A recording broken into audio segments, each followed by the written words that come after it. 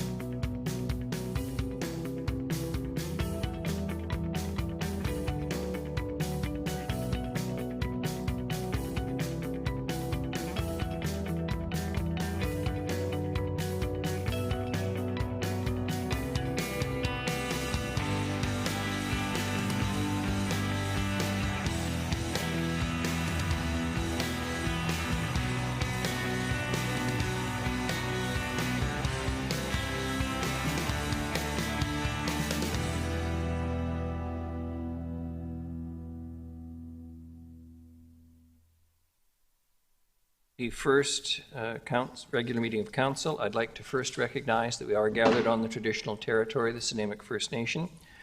Our clerk tonight will be Ms. Sheila Gurry. Tonight's regular meeting of Council will be held in accordance with the Community Charter, Council Procedure Bylaw 2018 number 7272 and Ministerial Order number M192 governing open meetings during a state of emergency, and the Provincial Health Officer Order regarding gatherings and events. As the province moves into phase 2 of the reopening plan, members of the public are now permitted to attend council meetings in person.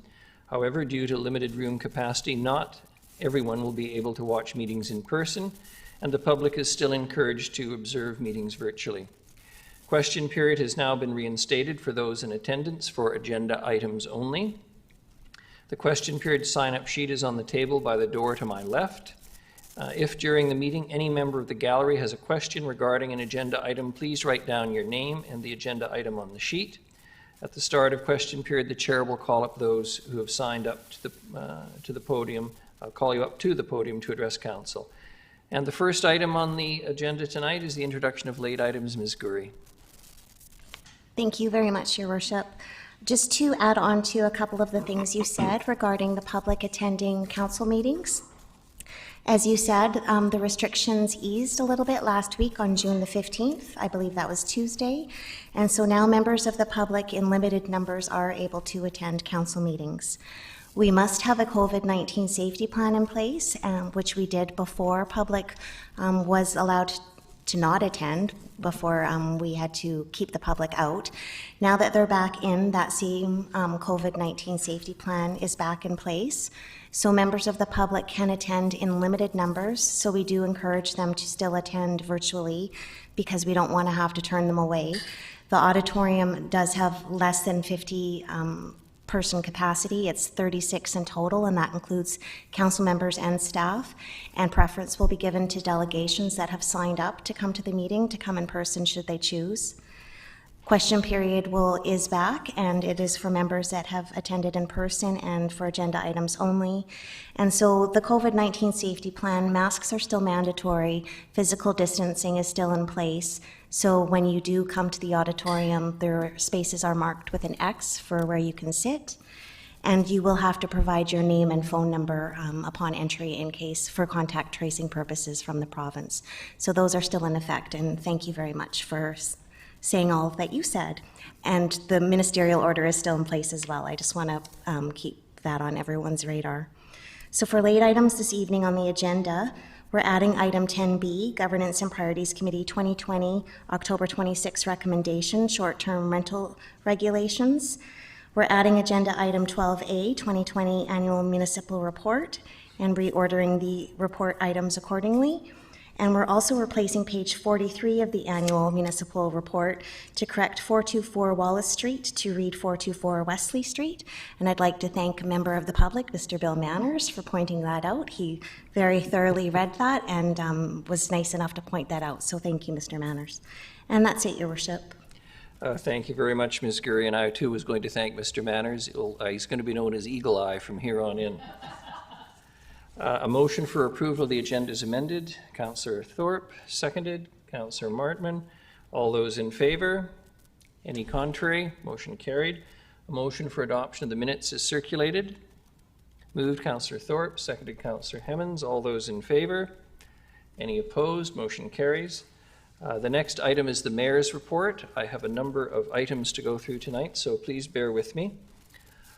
The first is to recognize it's National Indigenous Peoples Day, known as National Aboriginal Day way back when. Today, June 21st, 2021, the summer solstice is the national 25th anniversary of celebrating and honoring the rich and diverse history, heritage, languages, culture, and outstanding achievements of First Nations, Inuit, and Métis peoples who have lived in these lands for thousands of years. With respect, we acknowledge and honor the lands of the Snuneymuxw people. The Snuneymuxw people maintain their profound, unique, and spiritual connection to the land through ageless traditions and teachings, and reconciliation remains a top priority for this council in building stronger relationships. And indeed, this morning I had the honor, along with Councillor Armstrong, attending a ceremony at the Longhouse, where the signing of a memorandum between BC Housing and Snuneymuxw took place, with the presence of Sheila Malcolmson and Doug Routley, our local MLAs, and several elders of the Snuneymuxw First Nation, which committed to the building of 75 housing units. I can't think of a better way to celebrate National Indigenous Peoples Day than in doing something practical, necessary, and important. And as I said this morning, they were the First Nations. This was their land exclusively for thousands of years. And the concept that the First Peoples should go without housing in this country in the 21st century just seems wrong. And obviously, Snuneymuxw is excited and moving forward in a positive way to ensure that those who wish to return to their homelands, if you will have the opportunity to do so. And I want to thank BC Housing and all those staff and people who work towards achieving this day, so that we could truly, in Nanaimo, in particular, celebrate National Indigenous Peoples Day. A step forward for all of us. Now, the city is also seeking feedback on the proposed Departure Bay Waterfront Walkway. We've already had some comments on this. A project brochure, video, and survey are available on the city's online platform. And the public are encouraged to provide their input until June 30th. The Departure Bay project proposes to link the existing trail behind BC Ferries to the existing walkway near the Kin Hut at Kinsman Park. The project includes beach restoration, new public access points to the beach, and separated pedestrian and cycling paths, which will connect Departure Bay to the existing waterfront walkway network on Stewart Avenue. So again, please, folks, give us your views. And I want to assure the public we won't be committing to spending $25 or $30 million or whatever it may cost without the public being consulted in the appropriate way through referenda. Also, commenced on June 15th was the annual water quality testing underway at Nanaimo's outdoor swim spots. Obviously, ensuring that everyone is safe when they attend our popular swimming pools is important to the city. Staff from Public Works, with assistance from the Nanaimo Port Authority, take water samples from various locations in and around the beach, as well as from waterways that feed into them.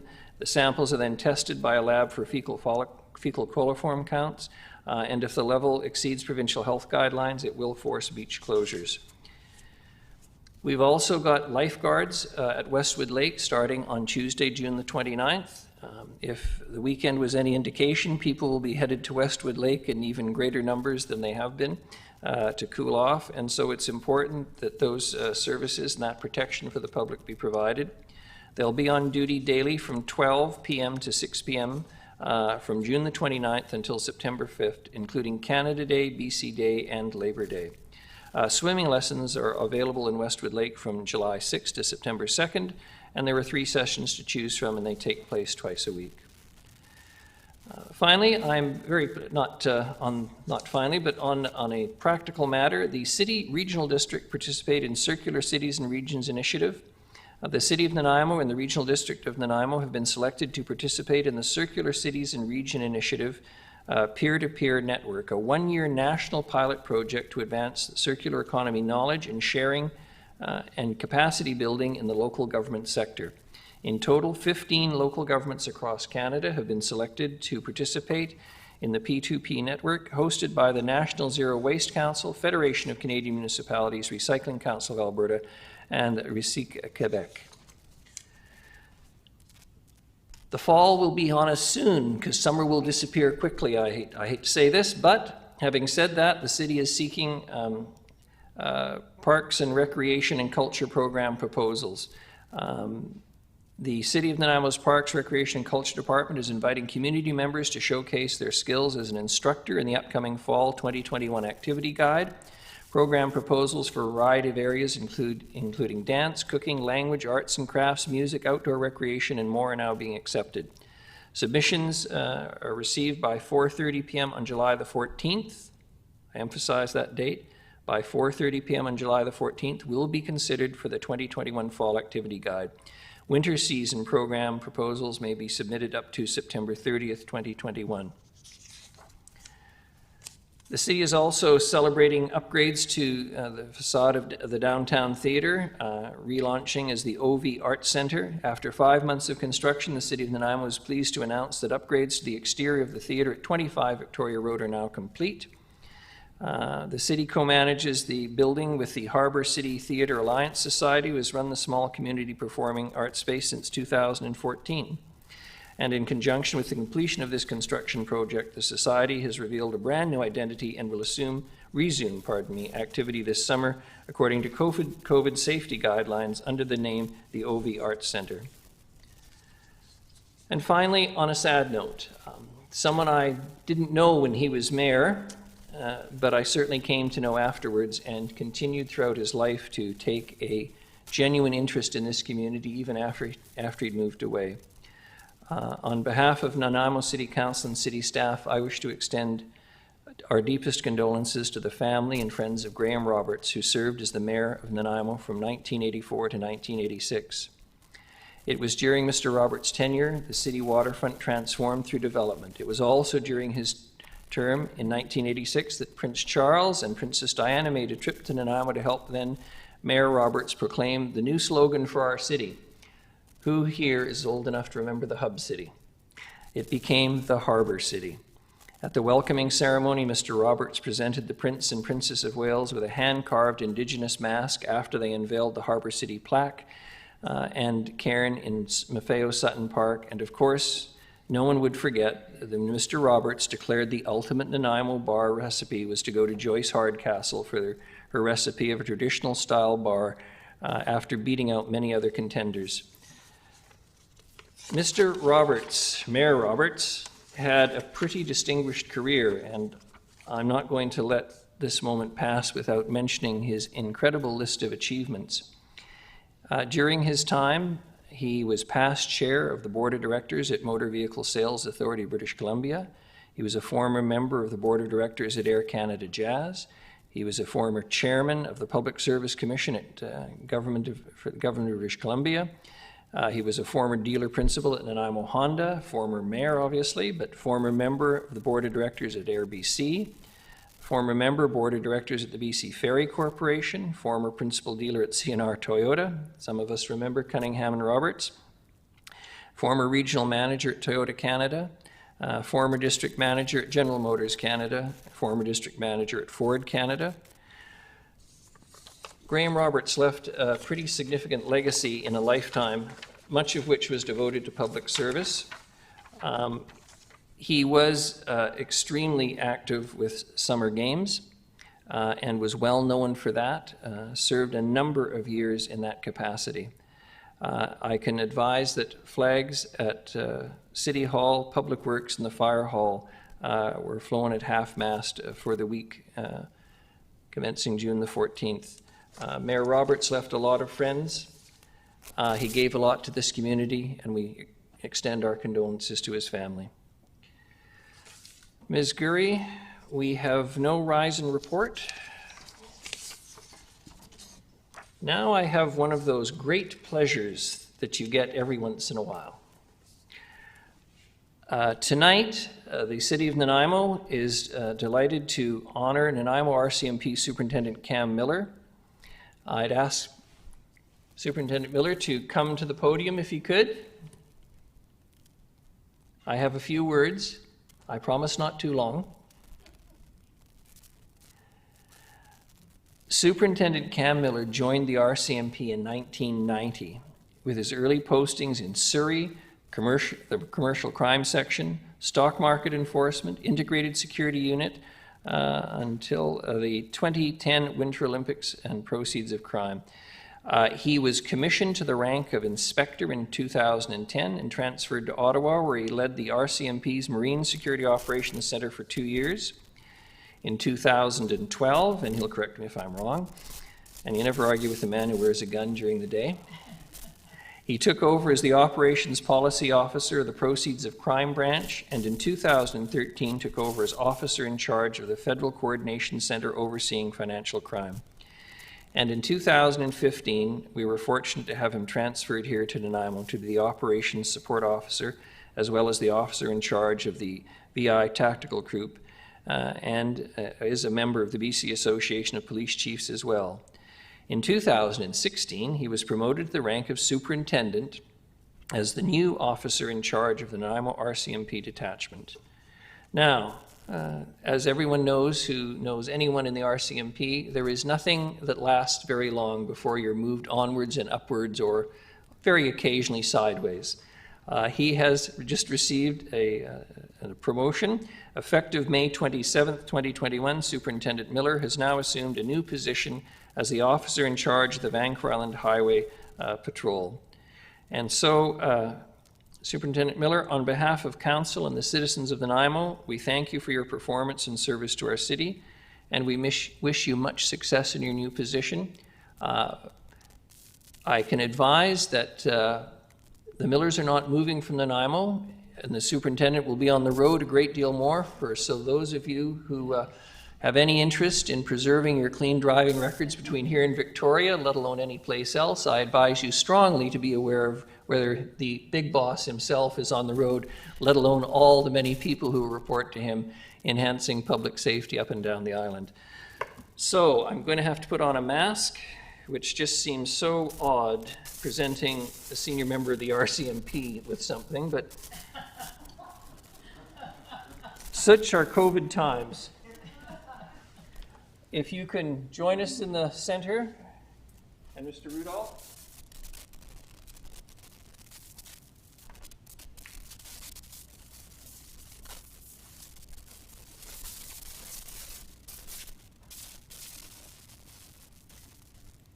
No one in the great trade is the Griffin Grand.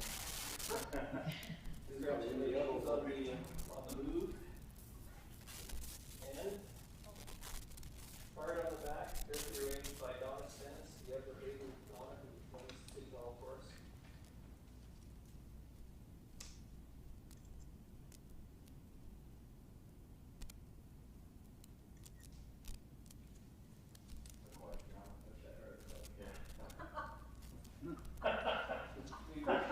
We wish you well. We'll miss you.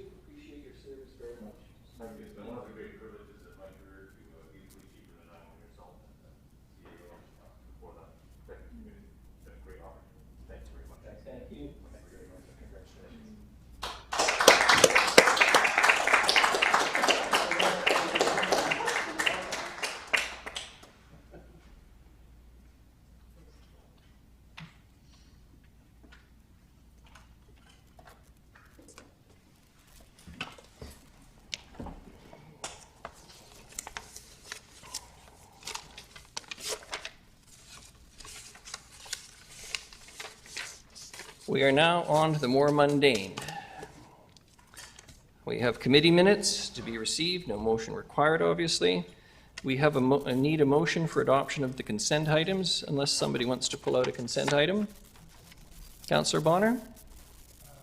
Yeah, if it's okay, Your Worship, I'd like to pull 10B.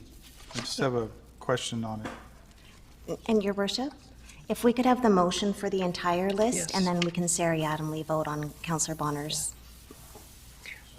So moved, Councillor Thorpe, seconded Councillor Armstrong. And you can vote on all of the items but 10B. B. Voting on all of the items except 10B. All those in favor? Any opposed? None. Thank you very much. And 10B, Councillor Bonner. Thank you, Your Worship.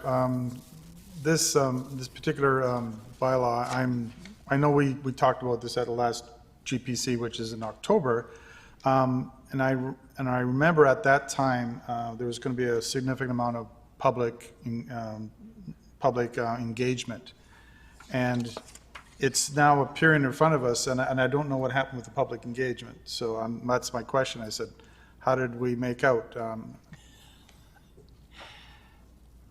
Ms. Gurry's hand was up first, and beating Mr. Lindsay, we'll go with Ms. Gurry. I'll try to start, and then perhaps Mr. Lindsay can fill in anything I've missed. So this was missed as a consent item, my office, so my apologies for that, not Mr. Lindsay. Just a lack of communications between our two departments.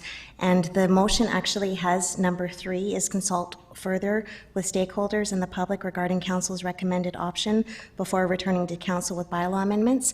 So it still hasn't returned to council with those amendments. So the consultation, engagement, et cetera, is either underway or will happen prior to the bylaw coming to the meeting. So Mr. Lindsay can perhaps elaborate on that. Mr. Lindsay. Very good summary, Your Worship.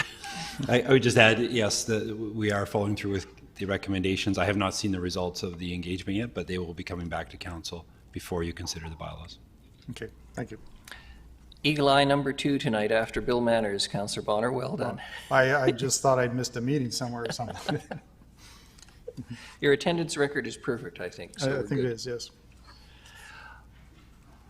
All those in, well, we don't have to move, just all those in favor? Any opposed? Motion carries. Thank you very much. We have no delegations unrelated to agenda items. And under reports, a late item, the 2020 annual municipal report. Credit to Mr. Manners. Ms. Gurry. Thank you, Your Worship. And yes, thank you again, Mr. Manners. I'm very pleased this evening to introduce the 2020 City of Nanaimo Annual Report. I don't have a lengthy PowerPoint presentation. My apologies. I know you love those very much. But I am going to speak a little bit to it. This year, Communication took the lead on the report, on producing the report, and they made some updates to the format. I'd like to take a moment to give a special thank you to Tracy Lowen, our communication and marketing specialist, who came up with the design, the outline, and took the lead on the project management of the entire annual report. She had some help from support staff, Adriana West, Farnaz Faroki, myself a little bit, and really all of staff and senior management took a big part in writing some of the stories that are throughout the report. So for pages 4 through 39 of the actual annual report itself includes the introductory section, and that highlights Nanaimo at a glance, a message from the mayor and CAO, some awards that the City of Nanaimo staff and employees or projects received, and COVID-19 and adapting to the new normal that basically was the year 2020, if you could sum it up in one word, was COVID-19. So different this year in this report was aligning accomplishments with the 4 strategic themes of Council's strategic plan. Previous year's accomplishments of the report were broken down by departments and department accomplishments. So as we try to break down the department silos and highlight collaboration between the departments, it better reflects our work in the alignment with Council's strategic plan. So in that section of the overview, in the introductory section, it lists environmental responsibility, which is a responsibility of all departments, not just any singular one. Governance excellence, again, all of us strive to achieve this goal of council, and the same with livability and economic health. So not department-based, but citywide and working cooperatively and collaboratively under the direction of the strategic plan and council's direction. So on pages 40 through 84 of the report is the statutory financials section, which includes the financial statements, report from the Director of Finance, further financial statements, and a looking forward section to the 2021 to 2025 financial plan. And Ms. Mercer is here if you have any questions about that. That's not for me. And in pages 85 through to 107 is the final section, and it's the statistical section that outlines the revenues, expenses by source, function, or object, the annual surplus, reserve funds, and other financials required to be reported on. So again, a big thank you to all of the staff who helped write the sections of accomplishments and keep it down to 2 to 3 sentences, and a list of bullets, which is a much harder feat for some, let me tell you. We had to really struggle with that. But honestly, thanks, and we will continue to improve upon this report every year, hoping to have better performance measures that actually let you know if we're improving in our performance and in our duties to the community and to council, and if we're enhancing those services that we provide. And if you have any questions, except for the financials, I will be happy to respond. Thank you. Thank you very much, Ms. Gurry. I don't see any questions. Councillor Martman, going to make the... I motion that council approve the 2020 annual municipal report. We have a seconder, Councillor Turley. Seems appropriate. Any discussion? All those in favor? Sorry? Councillor Hammond, sorry. No need to apologize, thank you. I just want to acknowledge so much of what council does feels piecemeal because we do development approval here and a strategic move here and et cetera, et cetera. And I just want to express my gratitude. I find the municipal report is such a nice picture of what we do annually as a whole package. So thank you to you and your staff. I think this is a wonderful document. Nicely done, Councillor. All those in favor?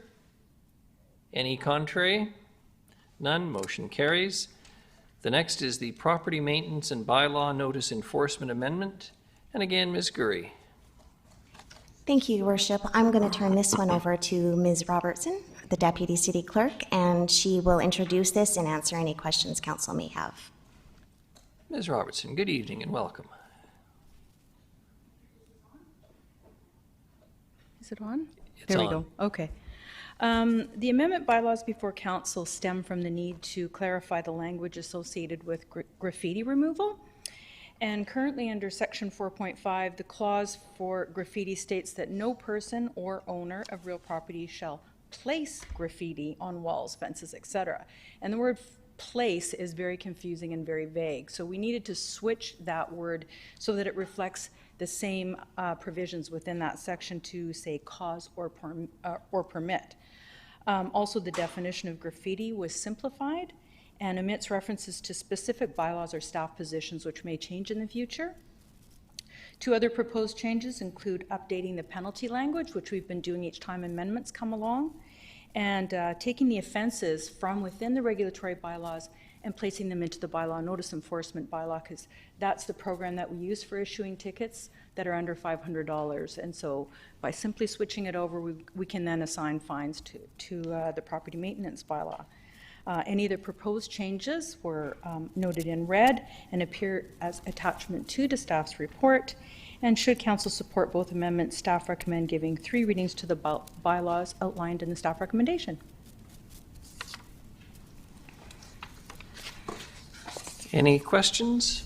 Councillor Armstrong. Well, no, pardon me, I'm in order. I've got to check. Got to get used to looking at the screen more carefully. Councillors Thorpe, Martman, Bonner, and then Armstrong.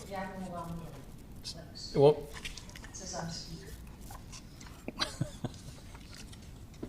shall we let Councillor Armstrong go first? No, I'm saying I just can't click, just so you know, I'll raise my hand.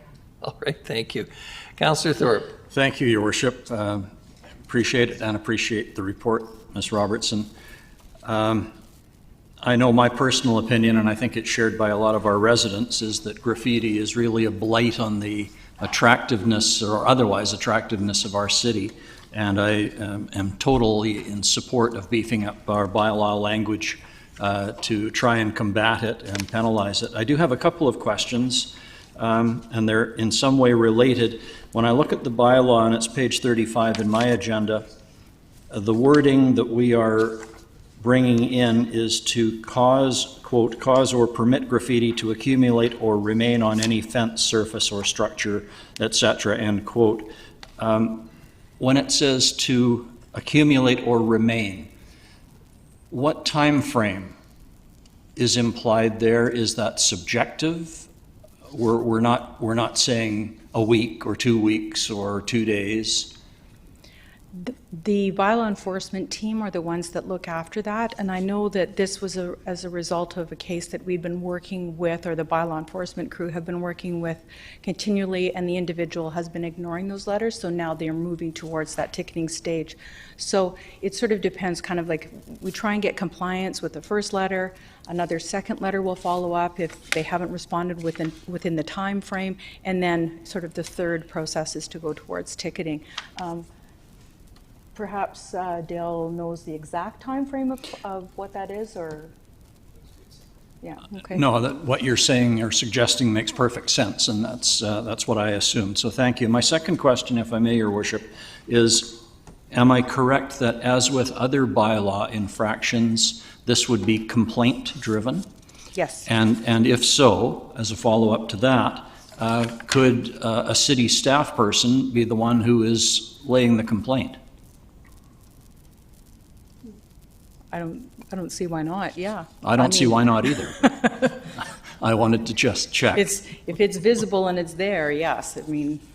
I think quite often, or not, maybe not quite often, but regularly, council gets complaints from citizens about graffiti within our city, and why aren't we doing something about it? And a complaint then would have to be laid, and the citizen could do that, or possibly a city staffer could if they have been alerted to it then. Thank you. Councillor Martman and then Councillor Armstrong. Mine was for the motion, so Councillor Armstrong. I'll take that. Well, we've got 6, so maybe we'll let Councillor Armstrong go. Thank you. I just have some questions around the definitions. When you look at the definition that it says that they can do this with prior written authorization of the property owner, yet when you go to the regulations, it kind of contradicts that, where it says cause or permit graffiti to accumulate or remain in the fence, surface, or structure which is visible. Like, isn't that kind of contradictory? Sorry, can you repeat your question? When you look at the definition, it says that letters or symbols, markings made on any structure, building, thing, or property without the prior written authorization of the property owner or the city of Nanaimo. So to me, that means if I'm giving people permission to come put graffiti on my building, it should be able to stay. And then when you go to the regulations, it says that you can't cause or permit graffiti to accumulate or remain in any fence, surface, or structure which is visible from adjacent property or public. I find that very confusing. And I know that was pointed out to me by people in a messenger thing. I'd have to get back to council on that one. This actual definition came to us as recommended by the lawyer who works with us on most of our regulatory bylaws. And also he was stating that he didn't want to tie anything to the sign bylaw or to a staff position, but in terms of the wordings itself, he wanted to have it simplified. So I'd have to get back to you. This report was co-authored with Dave LaBerge, and I could respond to council after. Yeah, just because at one point it says we're letting the property owner give permission, and then the next minute we're saying that you can't give permission. So that's my question. Councillor Armstrong, I think I know what you're getting at, and I'm going to stick my big mouth in here. I think anything that an owner permits to be placed on their property is by definition not graffiti. The issue is the permission. It's not necessarily what it is. With great respect, some of the artwork that appears in town may be seen as graffiti or graffiti-like by people. The question is whether or not the owner of the property has consented to or approved, or the city's approved its placement. I think that's the guts of what you're probably getting at. No, because it says no person, owner, or occupier shall cause or permit graffiti to accumulate or remain on any fence, surface, or structure which is visible. So it's still saying that they can't do it, yet the other point says that they can. Except that the concept behind the no owner permits means that if the owner has not given permission, it is by definition graffiti. And the bylaw requires that owner at a certain point to have that graffiti removed. That's the way I would interpret it, but I'll leave it to Ms. Robertson to maybe get back to us. I just think, because I sat on that task force for 3 years, and I know that there was a lot of confusion around that, and for the simple fact that some businesses, they just couldn't keep affording to spend $30,000 or $40,000 to get their buildings repainted, and that's what it was costing some of them. So I really struggle with this. So for me, I'm not going to be voting in favor of it right now until I get more information, because I think that we're really doing a disservice to a lot of business people that try and do it, but they can't even get insurance now because of, something that's out of their control. So, thank you. Councillor Martman? Thank you. I'd like to move the motion that Property Maintenance and Standards Amendment Bylaw 2021, number 7242.01, to update the graffiti removal language, replace the violation and penalty section, and delete the fine schedule, pass first reading. Seconded, Councillor Thorpe. All those in favor? I can't see Councillor Brown. Can we bring him up so I can? All those in favor? And any opposed? Councillor Armstrong. Thank you very much. Councillor Martman. Thank you. Motion that Property Maintenance and Standards Amendment Bylaw 2021, number 7242.01, pass second reading. Seconded, Councillor Thorpe. Councillor Bonner. Thank you, Worship. Further to Councillor Armstrong's comments and question, if we were to pass this and the answer comes back the way you were thinking it was going, do we have now a bylaw that we have to change, or should we wait for the answer? Should council choose to give 3 readings tonight, there's always the opportunity to do to rescind third reading and do third reading as amended. So what we can do is I'll have Dave LaBerge come to the next council meeting and he can address council's questions on it. And then should it be satisfactory to council, you can move forward with adoption, and if not, you can certainly rescind third reading. Okay. Councillor Hemmons. Thank you. That was my question as well. All those in favor? Any contrary? Councillor Armstrong. Duly noted. Thank you. Councillor Martman. Motion that Property Maintenance and Standards Amendment Bylaw 2021, number 7242.01, pass third reading. Seconded, Councillor Thorpe. All those in favor? Any opposed? Councillor Armstrong. Thank you. Councillor Martman. And thank you. Motion that Bylaw Notice Enforcement Amendment Bylaw 2021, number 7159.11, to delete the fine schedule for the repealed Property Maintenance Bylaw 1990, number 3704, and replace it with fine schedule for Property Maintenance and Standards Bylaw 2017, number 7242, pass first reading. Seconded, Councillor Thorpe. All those in favor? Opposed? Councillor Armstrong. Thank you. Councillor Martman. Motion that Bylaw Notice Enforcement Amendment Bylaw 2021, number 7159.11, pass second reading. Seconded, Councillor Thorpe. Any discussion? All those in favor? Opposed? Councillor Armstrong. Thank you. Motion passes. Councillor Martman. Motion that Bylaw Notice Enforcement Amendment Bylaw 2021, number 7159.11, pass third reading. Seconded, Councillor Thorpe. All those in favor? Any opposed? Councillor Armstrong. Thank you very much. The next is the allocation of pedestrian budget to enhance accessibility, Part 2. Sequels are always good, Mr. Sims. Welcome. And Mr. Rose. Thank you, Worship. Just briefly, I'll pass this over to Mr. Rose, but as council's aware, you've augmented your traditional $300,000 pedestrian unallocated this year to $1 million. We've been in front of you once already with the Part 1 improvements. and this is to recommend the Part 2 improvement. So I'll ask Mr. Rose to speak to it. Mr. Rose, please. Evening. So as Mr. Sims said, earlier this year, Council dedicated an additional $700,000 to the pedestrian unallocated budget and enabled us to do significantly more this year. Slightly after that, but earlier this year, Part 1 was approved, and we were just finishing up the design process for those projects and are anticipating being out for construction later in the summer, early in the fall. Through that report, we also identified that we were going to be coming back with suggestions to address some of our more systemic barriers to accessibility in our mobility system. And so with this report, we've identified a couple of options to enhance the intersections for people with mobility challenges, and also to address some of the mobility issues within our transit stops. And so we've gone through and systematically looked at our highest usage intersections that are not fully constructed to current standards for the audible signals and push buttons, and then looked at our highest usage transit stops that are not currently accessible. And so these are the locations that we're recommending to move forward with.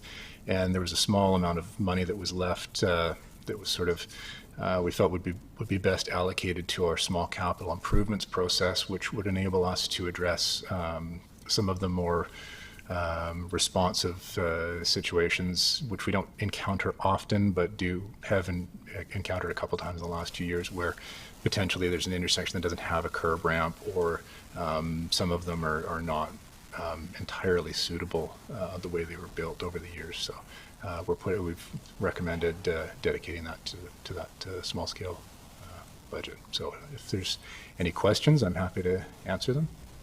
Thank you very much, Mr. Rose. Councillor Turley. Thank you, Worship. Through you to Mr. Rose. I just have a question with regard to Figure 1, proposed accessibility upgrades transit stops. What does EB or Echo Bravo, November Bravo, the 4 different ones, what does that stand? I looked there high and low and I couldn't see any reference to it. Through your worship, unfortunately, that's some nomenclature from transit, and it's the eastbound, westbound, northbound, southbound. Sometimes they also use inbound and outbound, so takes a bit of a decoder ring. So it's nothing to do with accessibility, it's just the... Nope. Okay, thank you. Good question, Councillor Turley. Anyone else for questions? If not, Councillor Martman? Thank you. And before I move the motion, I would also like to thank the Advisory Committee on Accessibility and Inclusivity for the great conversations we had and the input that they were able to provide the city for making these improvements. So I'll move the recommendation as printed. Seconded, Councillor Bonner. Any discussion? All those in favor? Any opposed? Motion carries. Thank you very much. The next is development permit application number DP 1205-478 McCleary Street. Mr. Lindsay, good evening. Good evening. Thank you, Your Worship. As you mentioned, we have a development permit application for Council's consideration this evening at 478 McCleary Street. This is for a duplex on a property that is currently vacant. There are 2 variances that are being requested. Your Worship, one is a height variance from 7.75 meters to 8.75 meters, and there is a building elevation, which is attachment E. We can bring up attachment E. It better identifies the portion of the building that is proposed for the variance. While that's coming up, I'd also note there is a variance for 2 decorative arbors, which will demarcate the access points to the 2 units that'll be in the front yard. So a variance, fence height variance from 1.2 meters to 2.2 meters to allow for those arbors.